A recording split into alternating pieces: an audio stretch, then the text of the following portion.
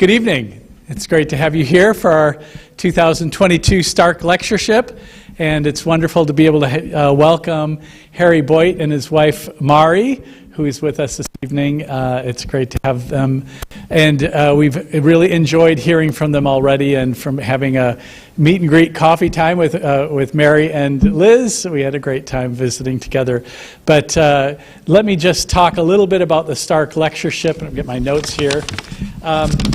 So the Stark Lectureship was established in 1959 by Franklin Stark, who was a 1937 graduate of Dakota Wesleyan, and it was established to publicly present persons who are living examples of the, let me just do that again, publicly present people who demonstrate the authenticity by the authenticity of their own lives, the connection that exists between faith and works. So, previous Stark lecturers have been Elton Trueblood, a well-known theologian, Naomi Tutu, the daughter of Desmond Tutu, Senator Mark Hatfield, columnist Cal Thomas, a very well-known Christian writer named Donald Miller, who wrote a famous book called Blue Like Jazz, and a basketball enthusiast and philosopher, a good friend of mine, Jerry Walls, was a Stark lecturer a few years back as well. So for 60 years, the Stark Lectureship has been about bringing these people to campus who express through their lives this connection between faith and works. So today's Stark lecturer is Harry Boyte. He's a senior scholar of public work, philosophy, and the co-founder with Marie Ström, his wife, Marie Ström, rhymes with safari. So they are the co-founders of Public Work Academy. Harry founded the Center of Democracy and Citizenship at the University of Minnesota, called the Humphrey Institute, I guess. Is that correct, Harry? And, I'm sorry? The center was at the Humphrey Institute. Oh, there we go. Okay. And along with Dennis Donovan, co-director and co-developer of the International Youth Civic Education Initiative called Public Achievement.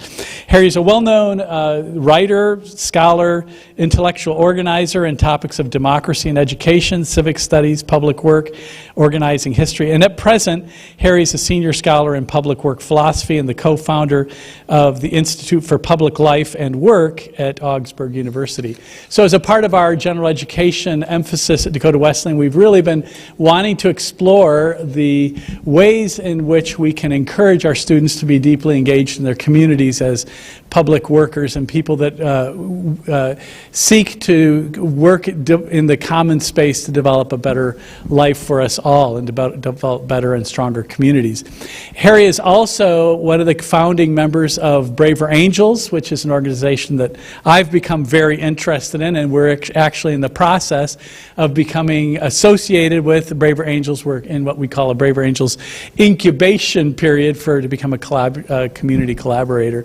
And what Braver Angels does is it provides training and opportunities and encouragement for people to gather together to have serious, deep, meaningful, rich conversations about the tough stuff that we avoid in polite company, right?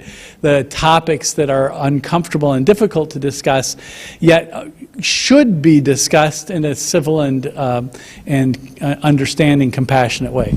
And so I'm looking forward to starting a whole series of, my goal is to have a monthly, we'll call them critical conversations, a monthly meeting where we gather people together from our community and eventually, hopefully, from the whole Mitchell community. And I'd like for Dakota Wesleyan to become a model of civil conversation over difficult topics that tend to divide us. And so Harry's been a real inspiration to me in this whole area, and I've been so impressed with Braver Angels and the work that they do. And so I'm excited that we can be on that pathway of becoming a community of Braver Angels. So Harry, let's help me to welcome Harry this evening as our Stark lecturer.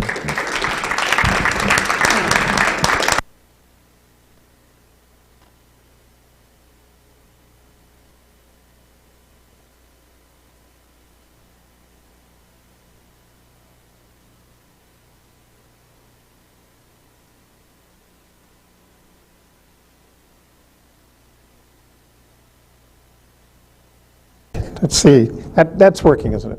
You can hear. Well, it's really a pleasure to be here. I'm honored to give the Stark lecture at Dakota Wesleyan, and thank Joel Allen, director of the McGovern Center, for this invitation. Thanks also to Joel for sending me the autobiography of George McGovern, Grassroots. McGovern is a great storyteller, as he promised, and the book really conveys,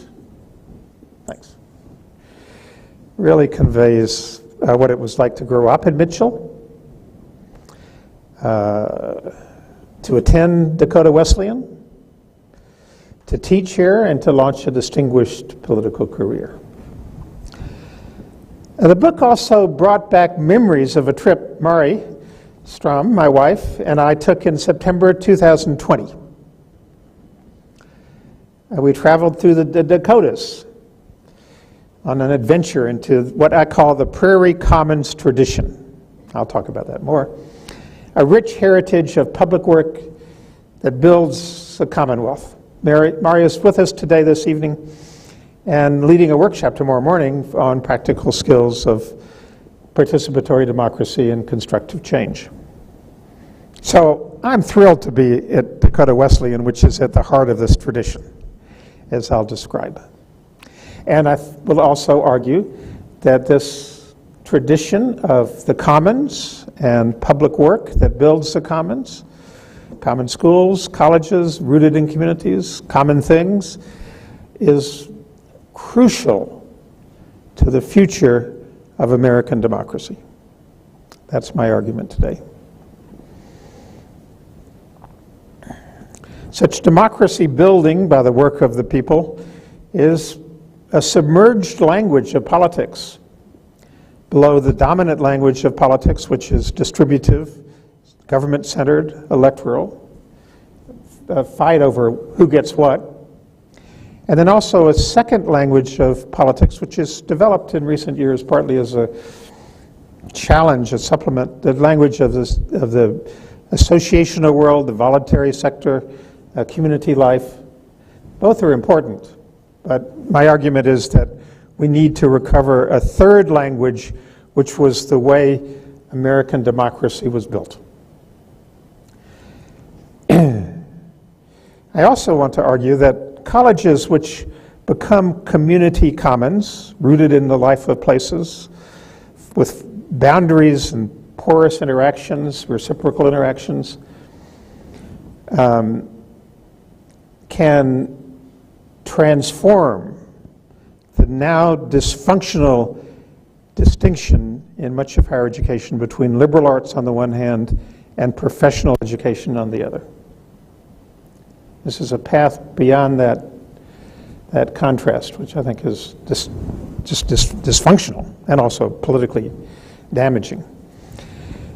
And what that means is colleges developing what we call citizen professionals, I'll give more meaning to that, who have a liberal arts understanding of their work, a broad vision of their work and its meaning and public purpose, and also a view of their careers as a way to further that work, as teachers, as nurses, as business people, as public servants, and also help catalyze and bring other citizens into the work of building a healthy Commonwealth. Dakota Wesleyan has a very rich history in this and may well be a leader again. And I'll argue the citizen professional approach is a crucial element. And I'll conclude with elements of what this looks like, drawing on a citizen professional seminar that Marie and I are doing with faculty at Denison University this spring, which has been extraordinarily generative of ideas and lessons. So, we live in challenging times. I don't have to elaborate. Both for small colleges and universities facing demographic change and also troubling times for democracy. The invasion of Ukraine is a dramatic example of the dangers to a democratic way of life, but as David Brooks pointed out in the New York Times last Sunday, the war also, in a way, reflects cultural wars which are spreading around the world. As he puts it, quote, "Sometimes when I look at the world, I see a giant global version of America's familiar contest between reds and blues. He continued, quote, "In America, we're divided along regional, educational, religious, cultural, generational, and urban-rural lines. And now the world is fragmenting in ways that often seem to mimic our own." So we're facing challenging times. The Harwood Institute, a respected public affairs body, conducted a study with the Kettering Foundation that was released this year called Civic Virus, based on 16 in-depth focus groups across the country on the current state of the union. It had 3 soundings about the mood today in the country. First, people are separating and segregating themselves, one from another, due to fear and anxiety about what's happening around them and to them. Secondly, and this is disturbing but in ways clear, many leaders are intentionally stoking polarization on both sides of the political spectrum, and the media contributes to that. And that produces a climate that is engulfing people and is confusing, disorienting, and destabilizing. Thirdly, people see no way out and have an instinctive fight or flight response. Many break up into warring tribes, posing the other as the enemy. Others retreat into private life. And these observations from the Harwood Institute apply to South Dakota as well as to St. Paul and New York and Los Angeles. But today, I'm making an argument for hope, not despair. Colleges and universities like Dakota Wesleyan are potential leaders in reweaving the civic fabric around the we the people work of reinvigorating a sense of commonwealth, that we're all in it together. I'm delighted, as Joel said, that Dakota Wesleyan is a pioneer member of our community collaboration network in Braver Angels. Braver Angels is the most successful organization in the country at depolarizing relationships. It has proven methods over the last several years that show that you can really create substantial respect and relationships even with people you have profound disagreements with. So proven methods, ways of having constructive debate where there's not a winner or loser, but people learn to listen to each other. We can discuss more in the question and answer. So let me start with the common school tradition. Now, common schools is not a well-known term these days in many circles, but it was the way American education became popular education, open to the people, even before the Revolution. Horace Mann, who was a well-known champion of common schools in the 19th century, described how rooted they were in local communities. In 1837, he said, "Each common school is governed by its own habits, traditions, and local customs." Now, he wasn't entirely happy with this because he was the superintendent of education in Massachusetts, and he had to deal with a cantankerous, diverse public school world, but he accepted it, and he thought it had great strengths. Lawrence Kremen, the great historian of American education, described common schools in more detail in his book, Transformation of the School. He writes, quote, "The politics of education in America exhibited unique tendencies. It brought together people with radically different interests and views." He continued, "In almost every state, citizens organized to do battle in the cause of creating schools, common schools. The political coalitions they formed frequently drew together the oddest collections of disparate interests," end quote. The common school movement also generated a strong tradition and practice of lay involvement through school boards and PTAs, and the practice often of teachers living in the same community that they taught. All of these created a widespread sense of civic ownership and agency that continued really into the middle of the 20th century. Quote, as Kremen says, "By the artful device of lay control, the public was entrusted with the continuing definition of the philosophy taught its children. In this political process, by which the public helps to define the commitments of the schools, one finds the distinctive and decisive force in American educational history. When Marie and I visited the High Plains Western Heritage Museum, can we have the picture? There in the yard, this is in Spearfish, South Dakota, is a common school. It symbolized the common schools which were built across the whole state of South Dakota. In much of the country, especially in the South, common schools were segregated. But it is very important and distinctive that building common schools was a crucial part of black history.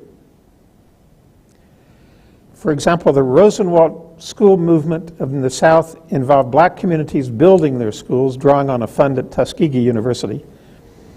They created more than one-third of all black schools in the South through the Rosenwald Fund. And these were sources of community pride and power and visibility that were very important in the civil rights movement that I worked in as a young man. I'll come to that later. But I worked for Martin Luther King as a teenager.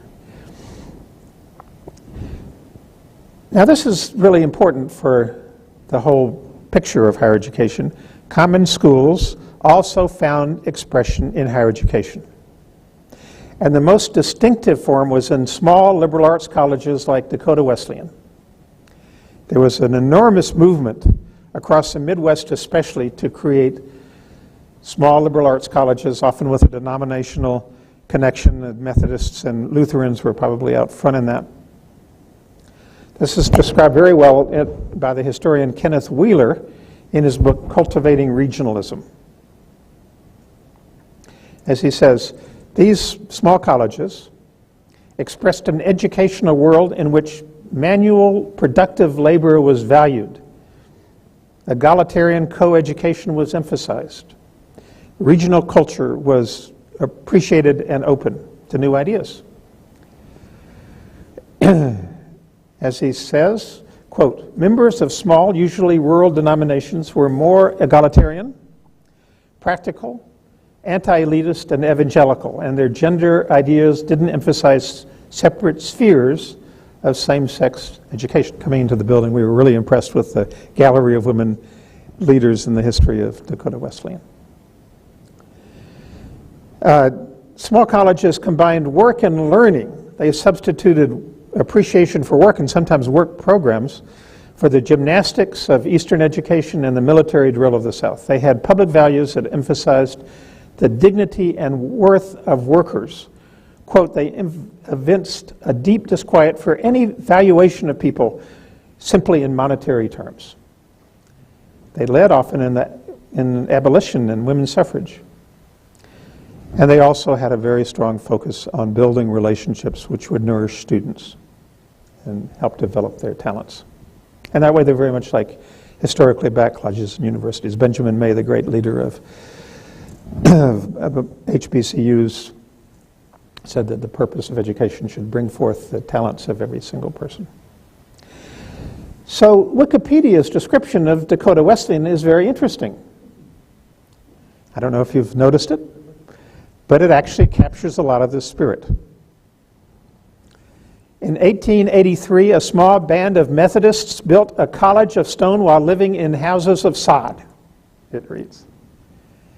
They combined deep faith in religion and education with belief in the value of work. And all of this is symbolized by the seal, which is the altar, the ox, and the plow. In the Great Depression, Dakota Wesleyan showed its regional roots. It expressed deep concern for the suffering around the school and in the region, and it emphasized the importance of work and people finding work. It accepted many students who had few or no resources but used farm produce for tuition. I don't know if that's an economically viable business model these days, but it shows a certain ethos. Staff took cuts in pay to educate those with no other options. The university gave teachers housing in Graham Hall and coupons to help them purchase merchandise in town.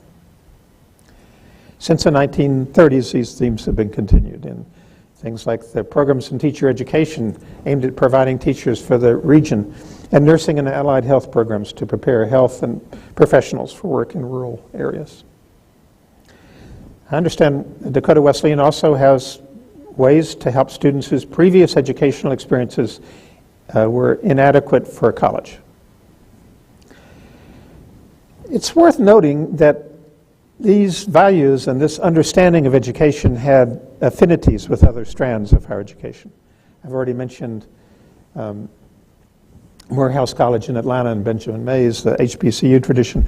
Another tradition that was very similar in some respects was the land-grant tradition, and especially the extension tradition. All created spaces and experiences in which people developed the capacity for collective action, for what we call civic agency, to address common problems and build common things across differences. In this vein, Liberty Hyde Bailey, I have a student, Scott Peters, who's become the great historian of Liberty Bailey. He's at Cornell. Dean of the College of Agriculture at Cornell, was the leading philosopher of the extension system in land grants. He argued that land-grant universities need to educate for what he called public work. This meant learning and teaching to all students a deep respect for rural communities, for rural cultures, for farmers, for people working in the communities. The farmer, argued Liberty Bailey in 1901, quote, is a citizen, a member of the Commonwealth.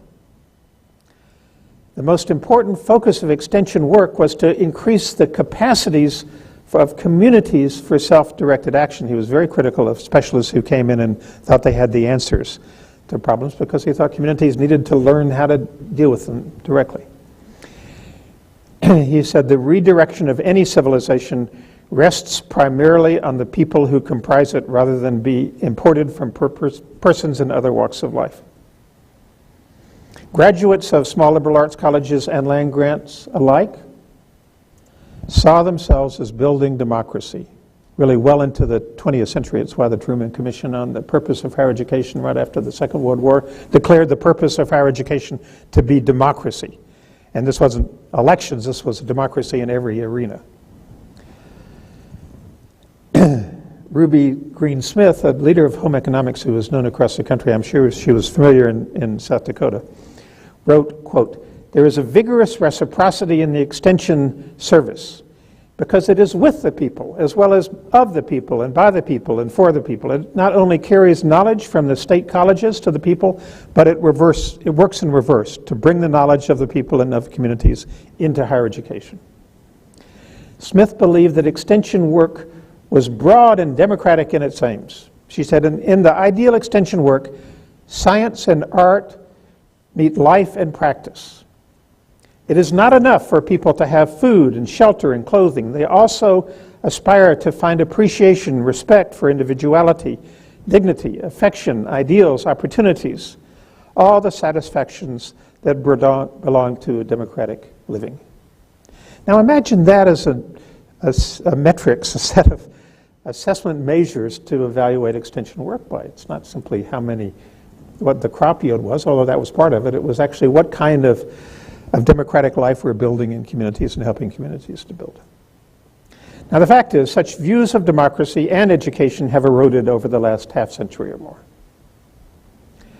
Efficiency principles, a meritocratic approach, which, as Michael Sandel has written in his recent book, sharply divides the education process between the winners and the few going to a few elite schools and most of the population.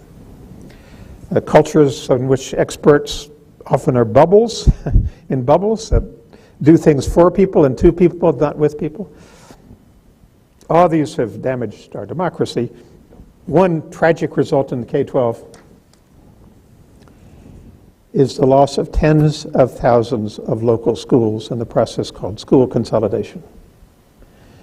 The research now shows, although that obviously efficiency and monetary questions were part of the school consolidation movement, they were also often justified by more course offerings to minority and low-income students. They're very damaging, especially to low-income and minority students who flourish in relational environments of education. They also, the evidence shows, are very damaging to the very soul of communities that lose their school. But to speak to hope, there are signs of the return of common schools in both K-12 and higher education. In K-12, common schools are now called community schools. There's a large coalition called the Coalition for Community Schools, which works with hundreds of schools across the country and dozens of partners. One partner is the Communities in Schools, a coalition aimed at bringing community resources into schools and has more than 2,500 members. Partners also include the National School Board Association and the National Parents Teachers Association. The Coalition of Community Schools has identified more than 5,000 community-oriented schools which meet their broad criteria. And let me mention the criteria because it's very important. First of all, community schools, like many common schools, believe that every child can learn. But not all children learn in the same way. And many children are left behind or marginalized by a focus simply on standardized testing. So the whole child approach to education is developing educational pedagogies and methodologies and experiences which allow children of many different backgrounds and interests and approaches to learn. Secondly, they have a strong focus on collaborative governance in which the principal is not simply the director or the dictator, but actually learns to facilitate collective processes of decision making. Third, community schools have well-established and authoritative ways for parents to be involved in a lot of ways, including in many schools decision-making processes. So you can see here how the community school model really offers possibilities to go beyond what some call the school wars between Republicans and Democrats these days, where Democrats talk about provision of schools and Republicans talk about parent involvement. The community school is based on rebuilding relationships between teachers and parents and communities in multiple ways. Finally, community schools include many ways of involving community resources. The coalition has what they call a large tent approach, which invites community schools with many different approaches. So it includes public schools, but also charter schools, parochial schools, private schools, which agree with these principles and have an ethos of preparing citizens, not simply individuals, for career success. And this is the important point. There's now a growing body of research which shows community schools are successful at addressing the supposedly intractable problems that have been named and identified over decades, like the achievement gap. Community schools that function in these multiple ways largely end the achievement gap between minority kids and kids in middle-class backgrounds. A Brookings Institute task force last year called Next Generation Community Schools documents this in great detail, and with some very strong examples of whole systems which have begun to adopt this approach, like San Francisco. Now, relevant to our discussion tonight, parallel developments are appearing in higher education. Marie and I are working with a coalition of about 10 small liberal arts schools, many in rural areas, called the Village Commons Initiative, which aims at developing a variety of strategies for more deeply connecting with communities. For example, addressing the demographic challenges, recruiting students from area high schools, and other ways of populations which don't necessarily automatically come to the college. They're also very concerned about depolarization in their rural communities and overcoming the idea that colleges are liberal bastions and don't care about the lives and concerns of the population. A parallel effort is the Paradigm Project just announced by Bringing Theory to Practice, which is the theory-building arm of the American Association of Colleges and Universities, the nation's largest body devoted to pedagogical innovation and improvement. The Paradigm Project also has a very strong commitment to colleges becoming rooted in deeper ways and also to developing cultures which break down, to some extent, disciplinary barriers and also the distinctions between academic affairs and student affairs.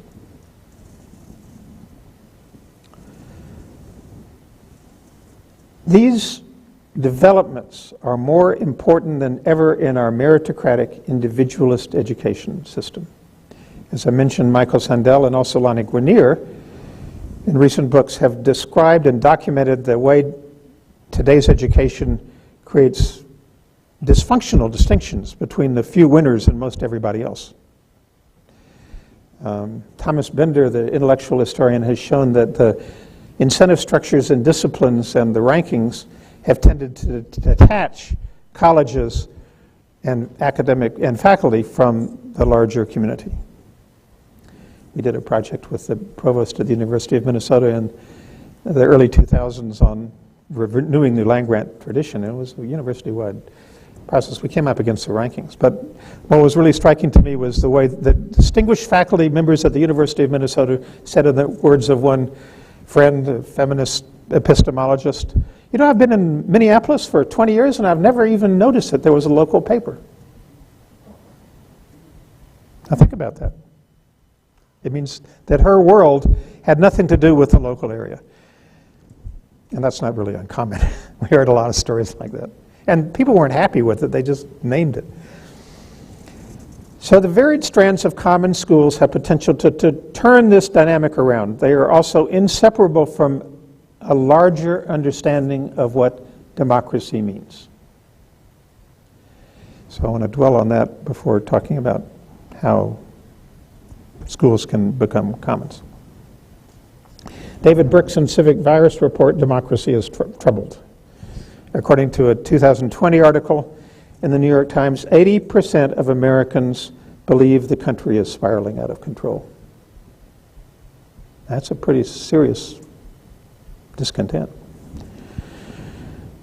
I would argue that one largely undiscussed challenge to democracy is the way we understand what democracy is in the mainstream.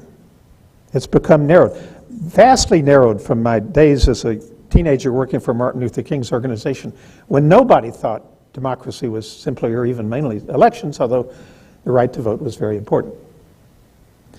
King, Andy Young, the citizenship schools I worked with, all thought democracy was a way of life, and the movement was preparing people to deepen and make more egalitarian the way of life. But the official site of the United States Agency for International Development these days defines democracy as, quote, a civilian political system in which the legislative and chief executive offices are filled through regular competitive elections. The fact is, this is pretty much general conventional wisdom in much of academia and certainly in journalism and the media. It's narrowed, it's shrunk. For some kid who was shaped by the broad, expansive understanding of democracy and the civil rights movement, it drives me crazy. Some, like Robert Putnam and Robert Bella, have pointed to associational life as another central site of democratic energies. Bella calls it the second story of American politics. And it's an important complement to the idea of focus on simply government and elections. But today I want to spend some time with what I call the third story of American democracy, which is even more submerged than, as Bella puts it, the community side. The work of building a common life. Actually, there's signs of its appearance. Civic Virus study by the Harwood Institute, which finds all this discontent and sense of confusion and fear and, you know, the world's going crazy, what are we going to do? Finds that deliberative practices are important, but for communities really to come together requires developing work across differences around common purposes and projects. It's work that makes the deepest glue. The Kettering Foundation, which I've mentioned, has a new report out this year called With a Strategy for Renewing Democracy. It's authored by David Matthews and his research team. He also observes that bridge building and dialogue is important, but communities come back together in a sustainable way if they do collaborative work. And the book, which is useful for any kind of college study of democracy and public affairs and policy, goes back to the roots of democracy as a system in which people work together with others to produce things, public goods, that make life better. That was the Greek meaning. Didn't mean decision-making processes. The theorist, historian Josiah Ober shows it meant the capacity of people to work together and to have power to act collectively. In other words, democracy is a kind of work. Citizens are producers of civic things. And government is a collaborator with citizens. This returns to the idea that we, the people, are the agents and architects of democracy. This understanding once animated American democracy. According to historian Gordon Wood, when the founders' classical ideals of virtue failed to knit together the independent states, Americans, quote, found new democratic adhesives in the behavior of plain, ordinary people, especially work. Such work was a service concerned with building healthy communities far more than narrow self-interest. It's also down to earth and practical and didn't put aside self-interests. People saw their work through the lens of the Commonwealth. Just as I was beginning my work, when the Humphrey Institute at the University of Minnesota asked me to come and start a project on democracy, they'd seen some of the writings I'd done and books I'd written. I decided I better get a PhD so I could be credentialed at the University of Minnesota. So I wrote a book on the Commonwealth tradition. I was very interested in that tradition. And I found that the Commonwealth in America had two meanings. It meant, as did Commonwealth in the British experience in the Commonwealth, popular republican government, not a monarchy. But it also meant the commons, that immigrants were felt was being eroded in the Scottish Highlands or Ireland or Great Britain or other countries, the pasture lands and the forests and the irrigation systems, and they were once commonly worked, and people wanted to create commons in the United States. That is why the village commons in New England stands as a symbol of commons of many kinds. A book by Oscar and Mary Hanlon shows that the term Commonwealth meant this idea of creating not only common pasture lands and buildings and congregations and common schools, but government itself.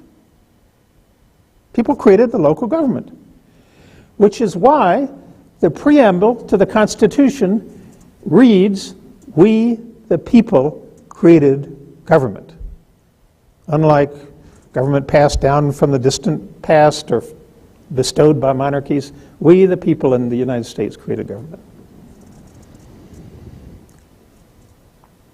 4 states are official commonwealths: Massachusetts, Virginia, Pennsylvania, and Kentucky, and John Adams proposed every state be called a commonwealth. So David Matthews describes this commons tradition. Quote, 19th century self-rule was sweaty, hands-on, problem-solving politics. It was rooted in collective decision-making and especially acting. He says, settlers on the frontier had to be producers, not just consumers.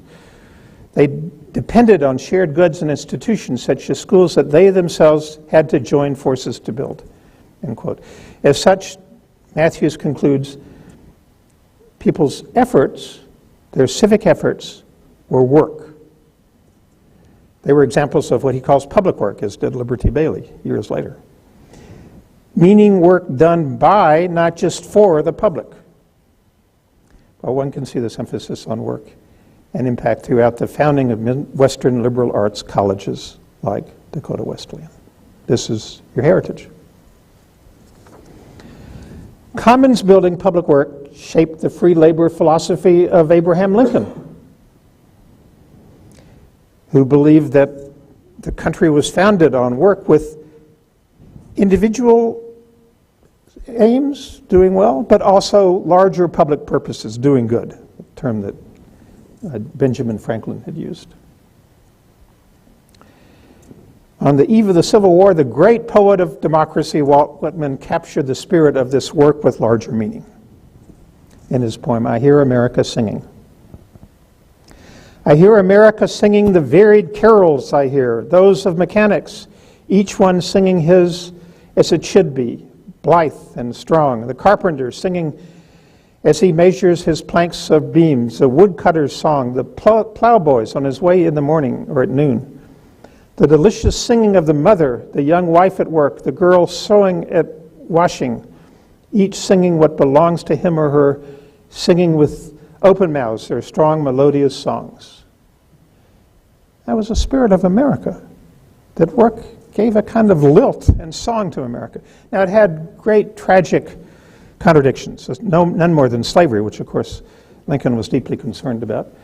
Lincoln believed that slavery rendered the condition of all workers as static, all workers who were slaves, depending on fixed hierarchies of race, class, less obvious gender, and eroding the song of American life. A dynamic United States, in contrast, could admit no such thing as a free man being fixed for life. And this is interesting.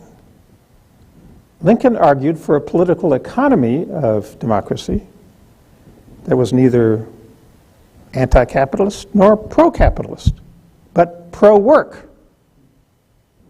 He said to the Congress in 1861, before the war began,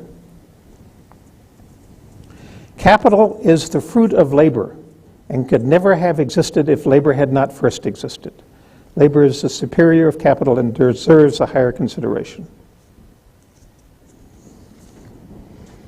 In the war's aftermath, African Americans sought, as you know, to achieve civic autonomy and land, 40 acres and a mule. The African American poetess Frances Harper put it, "The great promise to be solved by the American people is this: whether there is strength enough in our democracy, virtue enough in our civilization, and power enough in our religion to deal justly with the 4 millions of people translated from the old oligarchy of slavery to the new Commonwealth of freedom." The tragedy of Reconstruction, as you know, is that it failed to deliver on that promise. Still, African American ideals of free labor and an inclusive commonwealth continued to shape a struggle for freedom and produced resources that future generations have been able to draw on. These include what we draw on especially, and as I said, my own background was in the civil rights movement, what the intellectual organizer Gerald Taylor calls knowledge artisans. Professionals who had control over their own formation of their labor. Doctors, nurses, teachers, others, business people. Knowledge artisans led in creating schools, colleges, businesses, other institutions rooted in communities which were foundation of the freedom movement. I saw this firsthand when I worked across the South. So a public work understanding of democracy came back to life on a large scale in the 1930s, as George McGovern describes in his Grassroots, where he says Republicans, like his own family, as well as Democrats, appreciated things like the Civilian Conservation Corps. When Franklin Roosevelt established the Civilian Conservation Corps in 1933 to address public needs in forestry, flood control, soil erosion, and other conservation issues, he emphasized that the work itself was most important. He put it this way: more important than the material gains are the moral and spiritual value of such work, he said in a speech to Congress in March 1933. The overwhelming majority of unemployed Americans who are walking the streets would infinitely prefer to walk. Maybe we can have the picture of the CCC camps in the Black Hills. South Dakota was full of CCC camps, which built, as Joel was telling us, the tree breaks, the wind breaks across the state. Shelter belt breaks. Also the park system, the roads, dams. It was really an embodiment of a rich tradition. Marie and I went through the Dakotas, as I said, into a voyage of discovery of this heritage. The Western Heritage Museum in Spearfish features the common school in the yard, And it also has all sorts of other commons building works, barn raising. Communities would come together to shear sheep. Cowboys saw the range that was unenclosed as the commons that they had to take care of. And quilting bees were widespread. We can have the quilting bee. This is a quilting bee that women made for the soldiers in World War II to express not only their support, but also the tradition of collective work that they were embodying. We went to the Civilian Conservation Corps Museum outside of Hill City. Wonderful museum. There were people coming and going all the time. It's chock, not a big museum, but it is really chock full of letters, reports, descriptions, records of every single one of the 30,000 people who were involved in the CCC camps in the 1930s in South Dakota. 30,000 people in South Dakota, including 4,000 or 5,000 Indians in camps which were Indian-directed training schools for Indian leadership. In South Dakota, there was a women's camp, I think the only one in the country. It was mostly a men's. There was also integrated camps, very unusual, with blacks and Indians as well as whites. And let me just mention a couple of things that are distinctive and people don't really know about the camps. Every camp had a citizenship school. Every camp taught citizenship tied to the idea of productive work. Now they varied. Some were really good, some were really rote, some were discussions, some were active. But every camp had a citizenship camp. They also had extensive educational programs that involved letting young men know about the opportunities for high school and college. Many came, I'm sure, to Dakota Wesleyan from the camps. So this is an educational section of the CCC Museum about the educational experiences provided at the camps. They also tied service to work. I'd worked with the Clinton administration on a project around citizenship from 1993 to 95. And our project was actually to revive the tradition of collaborative work and find government that aided in that. But we were really frustrated that the AmeriCorps program separated work from service. So service was idealistic effort where you had a momentary experience, and that was different than the work you do. The CCC, which was a kind of national service, didn't make that distinction. It introduced young participants to work of many, many different kinds. And it also had a liberal arts dimension that was quite striking. Arts programs across the CCC camps. This is one example in the museum. We finished up our trip in Dolan, South Dakota. As some of you will know, Dolan was where Hubbard Humphrey grew up. And Dolan, this is a picture of me in front of the Humphrey drugstore that Hubbard Humphrey's father ran in the 20s and 30s. And I was inspired. When I was a senior fellow at the University of Minnesota for many years, I heard stories about the store. So Hubbard Humphrey's father was one of 5 Democrats in a town of 600 Republicans. They loved him. The town elected him to mayor by an overwhelming vote, but that was the least important of the work he thought he was doing. Hubbard Humphrey made this drugstore into the civic center of Dolan, South Dakota. Music came from the windows. It was a lending library. It was a constant place for discussion and debate. They did all sorts of community projects out of the drugstore. He always thought of his work as a druggist and a citizen professional creating a civic center in the life of the community as far and away the most important work. And Humphrey said in his autobiography, Education of a Public Man, that I have heard many of the century's great debates, but never any better than behind the drugstore counter in my father's store. Now, as you know, Humphrey was a friend of George McGovern, And Humphrey was a particularly eloquent champion of the idea that democracy is much more than voting for people who do it for us. In fact, he was known, I used this to use it for the students all the time in the graduate program at the Humphrey Institute.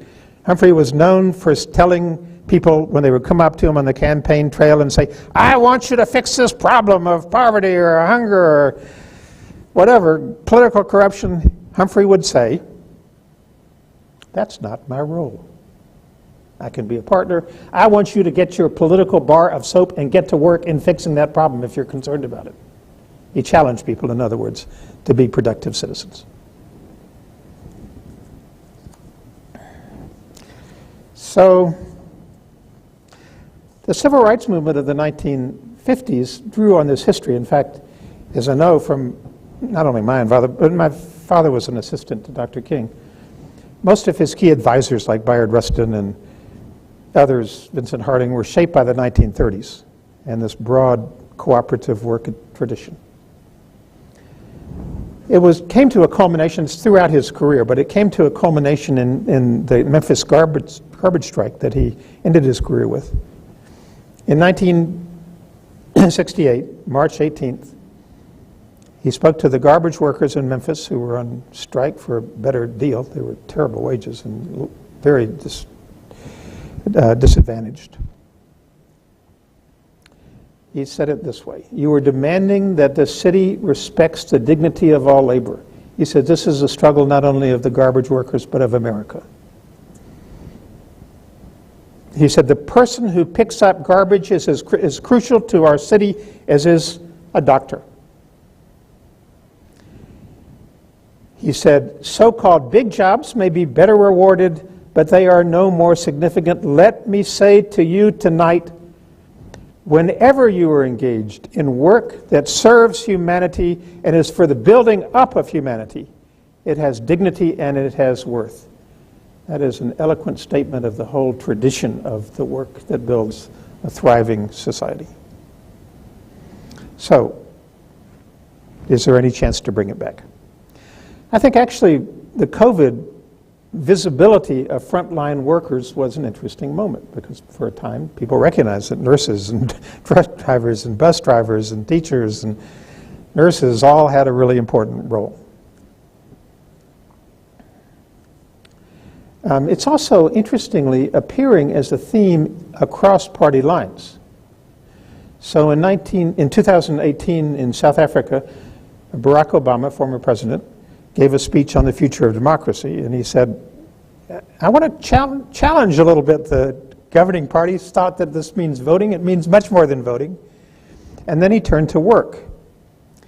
And he said, we really have to do fundamental reimagining of our social arrangements to protect the dignity that comes with a job. Obama said it is not just money that a job provides, it provides dignity and structure and place and a sense of purpose. On the other side of the aisle,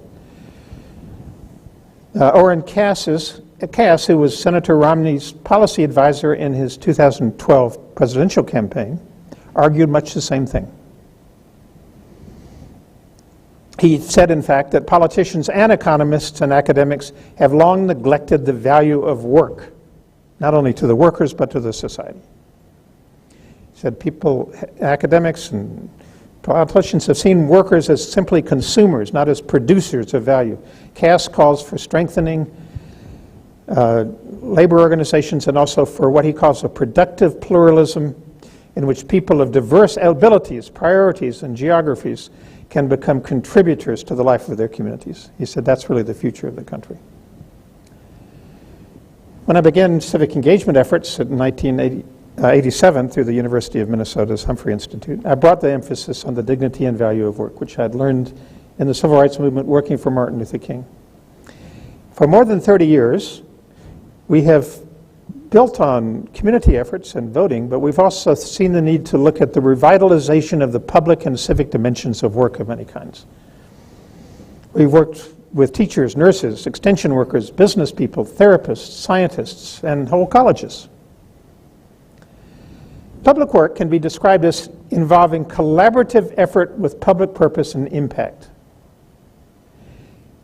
Professionals who work in this way we call citizen professionals, knowledge artisans in the black tradition, are crucial for pushing back against narrow trends which detach education and as well as government and business from communities, and who push back against trends to define the meaning of success itself in very narrow terms as making a lot of money and living in a fancy place.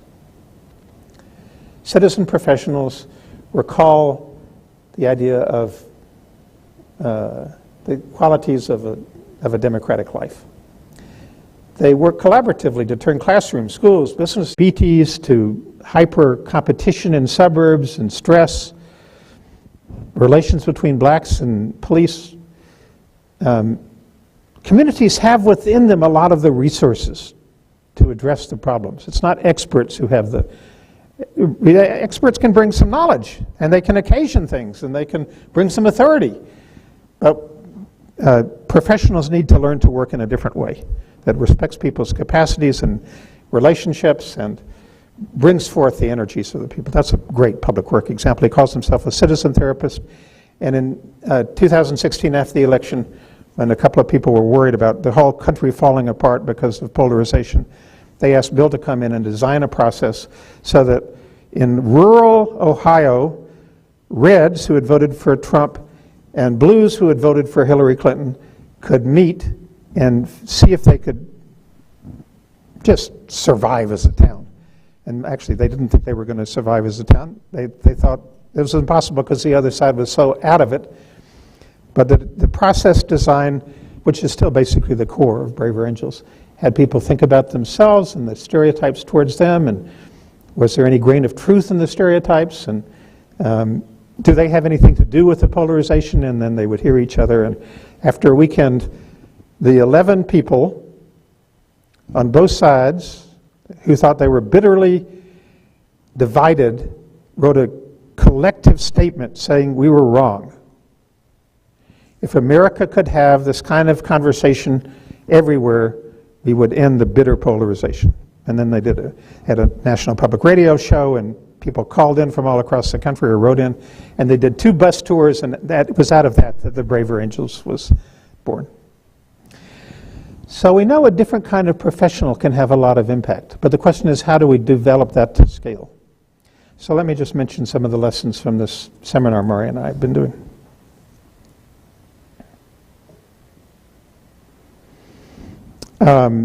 We've worked with the president of Denison, Adam Weinberg, for some time.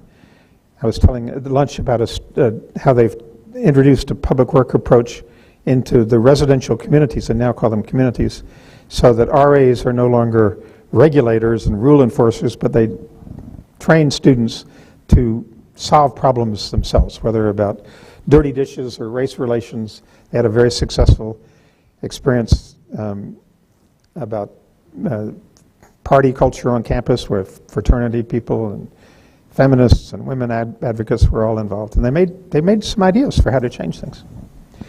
So this year, Adam Weinberg and Adam Davis, who directs a center called the Liska Center, asked us if we would do a seminar for faculty on citizen professionals. Because the student affairs people had actually already been talking about becoming citizen professionals, but the faculty had never heard the idea. The center promoted it with a description that read, "Citizen professionals understand their work, contributing to a democratic way of life. They learn to identify and leverage the talents and energies of others, lay citizens as well as professional citizens, for problem solving and beneficial change. Citizen Professional Center will address polarization and teach concepts, strategies, and skill for work across differences to address common challenges. Participants will learn to transform classrooms into empowering learning environments while invigorating their own work with a larger sense of purpose." We were struck by how strong the response was. Now, full disclosure, Adam had resources to make a stipend of $750 for participants, but that's still not a huge amount of money. But I think in general you need some source. But anyway, 24 faculty signed up, 11 different disciplines, 11 international scholars, and one of the key elements was that we said it needs to be both teaching faculty, tenured faculty, and general faculty, academic faculty from academic affairs, who have teaching or educational responsibilities of any kind. And that has made a huge difference. So let me just go through a couple of the lessons. We discovered in the first session, I mean, this may sound a simple thing, but it's just not the way people think, that growing what democracy means is really important. So we have a chart we'll use tomorrow in our workshop, Marie will use, in which you look at democracy defined as elections. That's one kind of democracy. It's not wrong, it's just narrow. Or democracy is defined by voluntary effort or civic engagement in a community club or something. That's not wrong, it's actually important. But it also is greatly expanded if you think of democracy as involving work of building common things, commons, and solving common problems.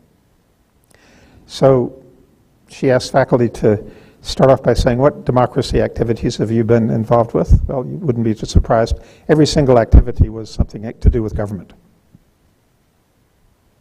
Then she talked about expanding this. Let's think about other things you're doing. And projects that faculty, both academic and student affairs faculty, were doing that were really important, but they'd never thought about as even civic, much less democratic. They started popping up, like one woman who's head of the Arab American Studies program has been working with the Arab American community in Central Ohio to make their story and their experiences and their contributions known. Another one created an art gallery, a wonderful artist. That kind of thing. Another has been on the board, a shaper of the local library. But none of those, in normal terms, was seen as faculty-type activities. So the first principle is expanding what democracy means and making visible different kinds of work that is of benefit not only to the narrow discipline or through research and journal publication, but actually to the community. Secondly, if this is going to be real, colleges have to figure out how to reward it, recognize and reward it. There are different ways. Doesn't necessarily mean tenure. Adam Weinberg is thinking about giving some outstanding faculty who are doing, they're not on tenure track, but they're doing public work of great value, giving them different kinds of stature and visibility and voting rights and so forth.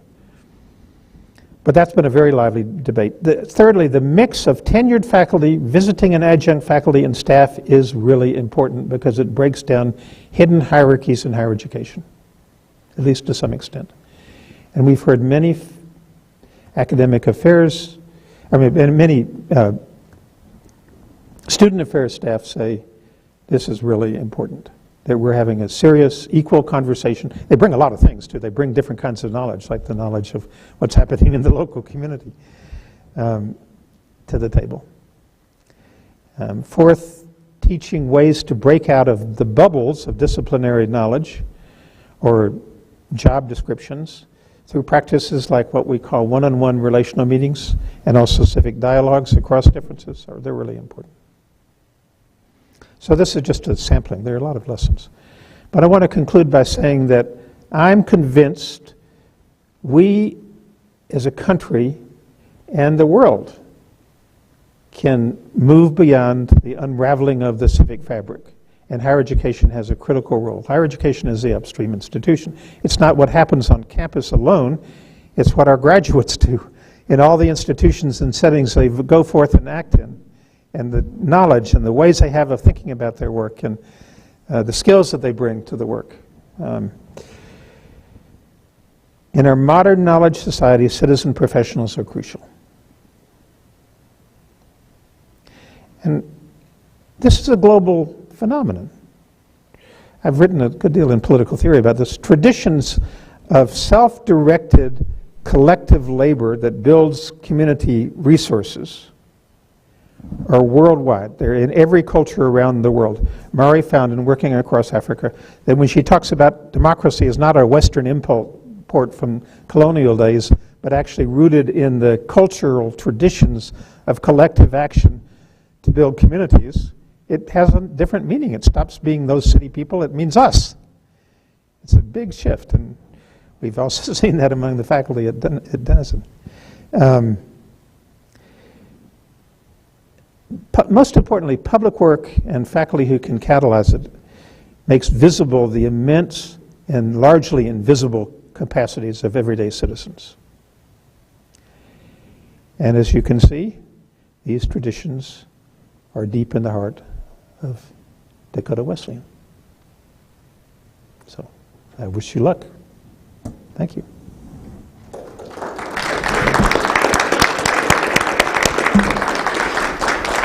Thank you, Harry. I'm going to be the roving mic here, so if there are any questions for Harry today, I would really appreciate. Yeah, Maddie, good. All right, so I may have just missed this because you do speak with lots of knowledge.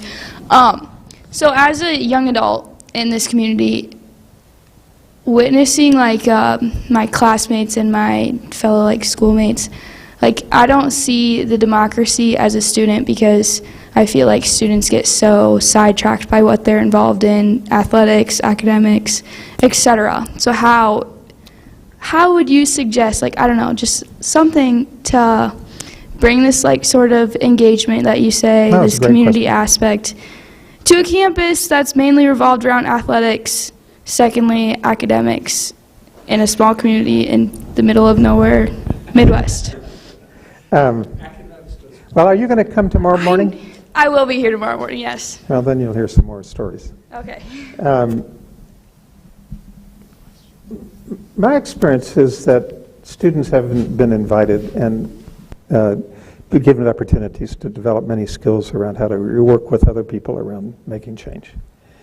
We have a youth initiative called Public Achievement, which we started in 1990, not long after I started at Humphrey, which kind of was aimed at giving young people the experiences I had seen in the civil rights movement, of young people who felt powerless and marginalized.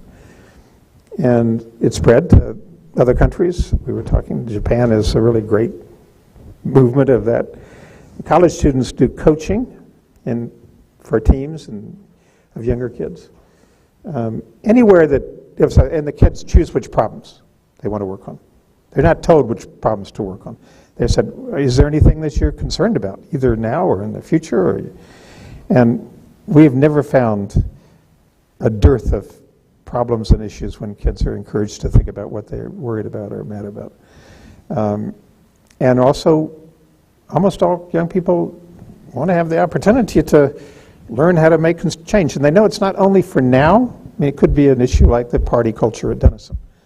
Or I was telling this afternoon the story about the student athletes at the University of Minnesota where sexual harassment has been a real big issue for years. And one of my students is a great athlete, and also we have a course by Dennis Donovan, who's our master coach. He was the first principal of our first great public achievement school. And he teaches a class on organizing for the public good. And a lot of students come out of that, really confident they can make change. And a lot of them are athletes. The athletes love the organizing class. So it bubbled up among some of the women athletes that the way the athletic department, which is enormous at the University of Minnesota with 50,000 students, more than 1,000 athletes, the way it has been going about dealing with sexual harassment is really completely dysfunctional.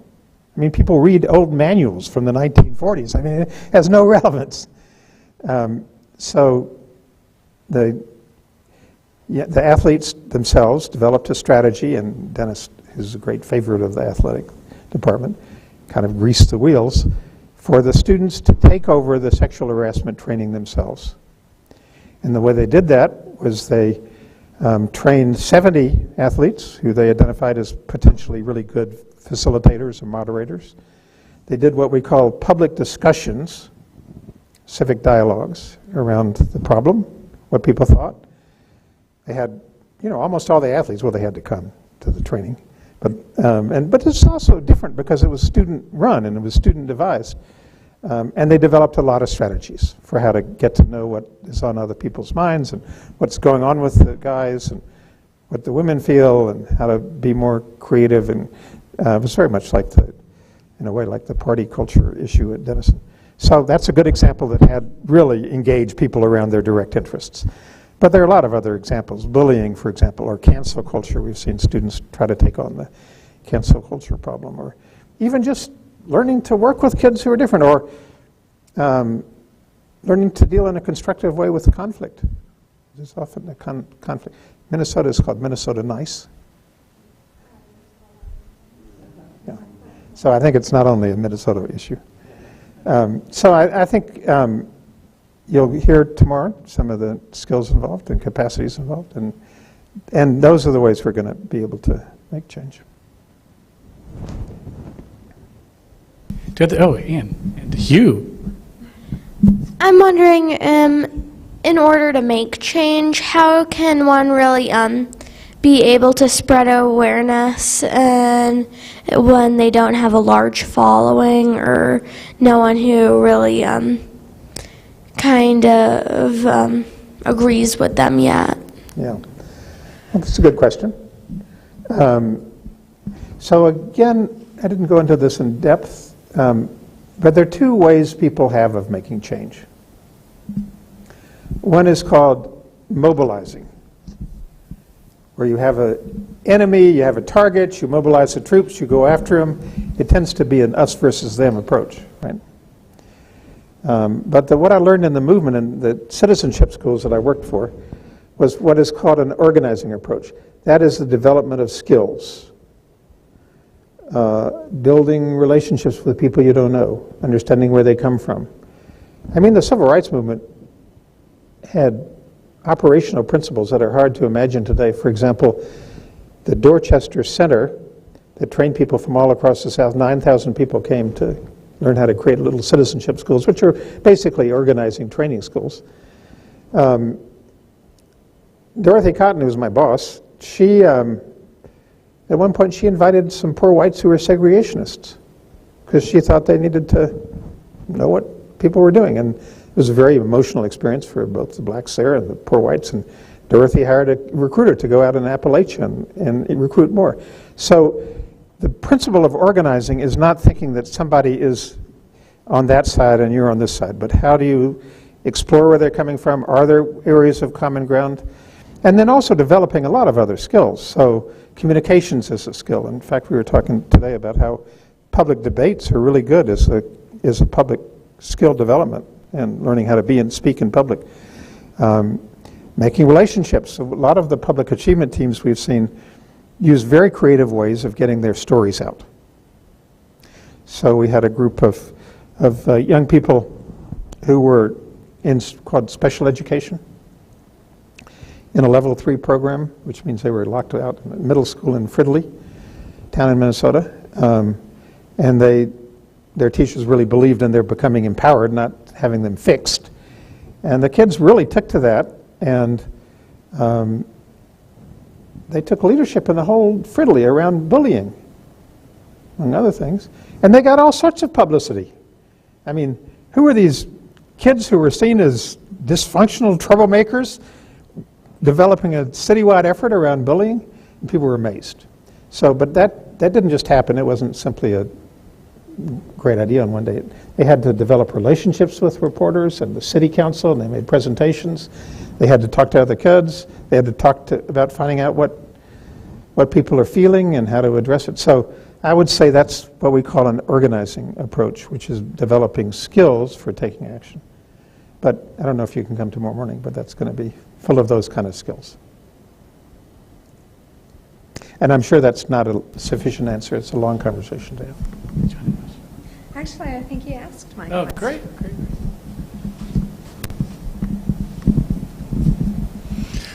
So I noticed you mentioned Robert Putnam, and so I'm assuming you're familiar with his book, Bowling Alone. And it's occurring to me the phenomenon he describes whereby we're just more disconnected because there's less involvement of people in all kinds of civic groups. I mean, it could be churches. The name comes from bowling leagues. We don't have bowling leagues anymore. Other types of clubs. I mean, how much would you say that loss of time spent interacting, and almost irrespective of what you were interacting about, is a causal factor in some of the symptoms that we're looking at with the polarization, et cetera, et cetera?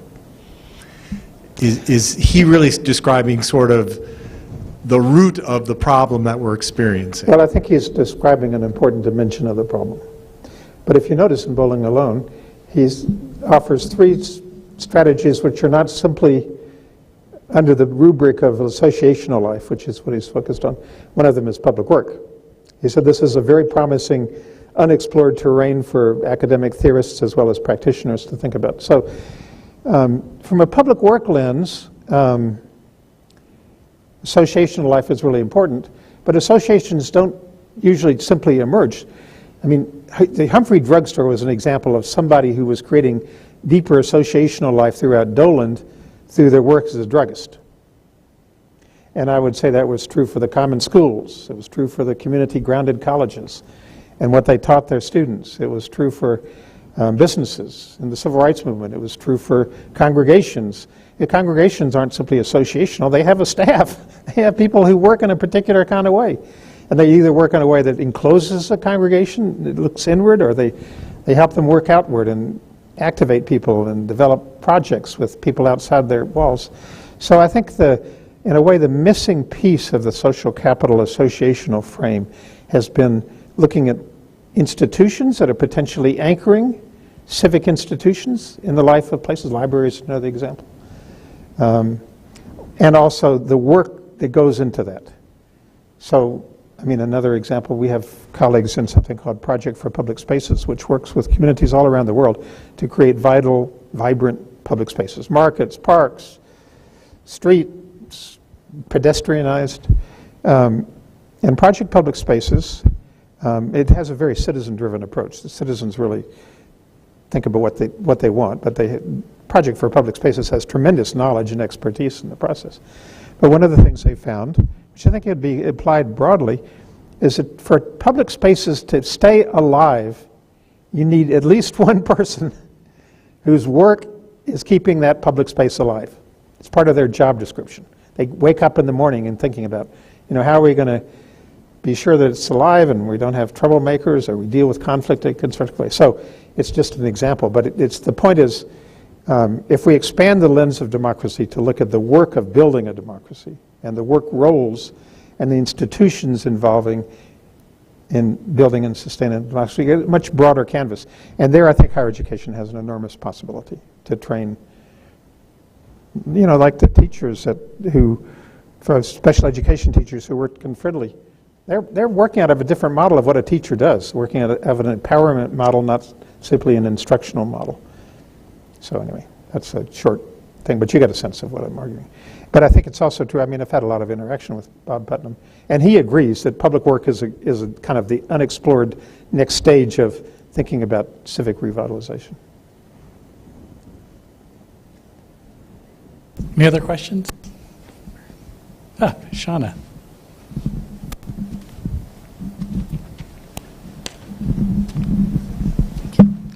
So as you mentioned before, you talked about how there was citizenship classes during schools and stuff. Why do you think that those diminished and those aren't taught anymore? And do you think it's a big part that if they came back that it would help have kids understand more of what that is and what it does for the community? Yeah, no, absolutely. We basically started public achievement. So we figure over the 30 years public achievement's been going in the United States, there have been between 200 and 300,000 kids, and probably 5,000 or 6,000 college student coaches. Now, on one level, that's impressive. On the other level, it's a drop in the bucket. We need much larger citizenship education. And the citizenship schools themselves ended because the movement was in a kind of crisis of direction. There was a wing of the movement that thought that should be the future, to spread it, to create sustainable foundations. There were some examples of that on large scale. And basically, what's called cross-partisan, broad-based, church-based or congregationally based community organizing was inspired by the citizenship school model. So you take a group like the Catholic-rooted Communities Organized for Public Service in San Antonio. It's made a huge difference in the barrios, billions of dollars of infrastructure improvement. But the way they describe themselves is as a citizenship school. They develop the capacity of, Mexican-American housewives and mothers and teachers and football coaches and just everyday people. But still, I think we're coming up with limits given the problems. So this is why I think the role and the possibilities of education to play a leadership role, which isn't inventing a new thing. It's going back to older traditions like the cooperative extension traditions I was describing, or the ways Dakota Wesleyan played a role in education and development of the region in the early 20th century. So I think it's a challenge. I think it's a challenge we have to take up.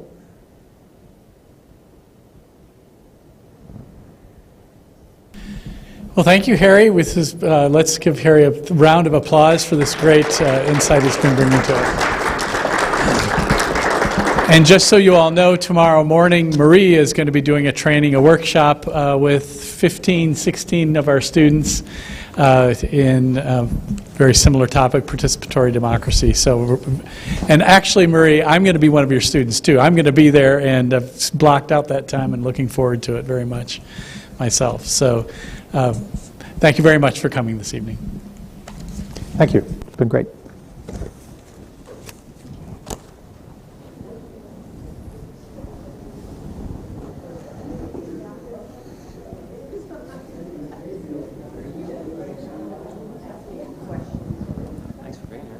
Watson, thanks for being here. Sure, my pleasure. Yeah, My pleasure.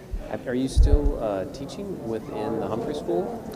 Well, until the COVID started, I do, but I haven't for the last couple of years. Okay. I just had a former student that had just went through and just loved the experience. Yeah. I mean, There's some good faculty there. yeah, he came out on fire for just this kind of work that you described. Huh. So, Who was his teachers? his name is Tyler Vogel, and I just texted him to ask more about the school and things. But Yeah. Now, there's some good teachers there. yeah, great. Who well, I'm sure I know some of the teachers he had. Yeah. They've had more faculty in the kind of civic field in recent years. And Augsburg, who I'm familiar with, has such a rich experience with community. They're a real model too. Yeah, and well, they're very diverse, and it's a challenge, but it's also a resource. But they've leaned into it. Oh, absolutely. And Pribbenau has really pushed that. Exactly. In fact, Pribbenau is the reason I brought our center over to Augsburg. Yeah, I can see that. He was asking for us to come. Yeah. And he's been a big supporter. Yeah. No, he's inspiring in the way he's thought about it. Yeah, I know he is. And he keeps trying to say we should figure out ways to